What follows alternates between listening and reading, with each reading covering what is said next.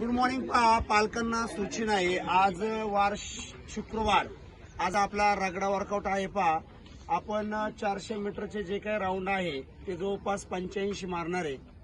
तर त्या ठिकाणी शेवटपर्यंत तो आपला पाल्य त्या ठिकाणी टिकतोय का नाही, सर्व पालकांनी नोंद घ्या।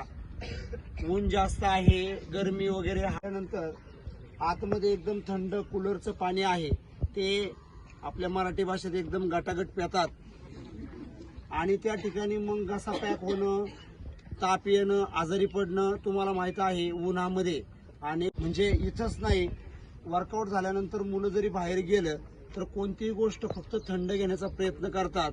त्यामध्ये मग आईस्क्रीम असो, थंड लिक्विड स्वरूपात कोणतेही पदार्थ बाजू साईडला ठेवा। परंतु पालकांना सूचना आहे, आपला पाल्य त्या संदर्भात किती नियम पाळत असतो।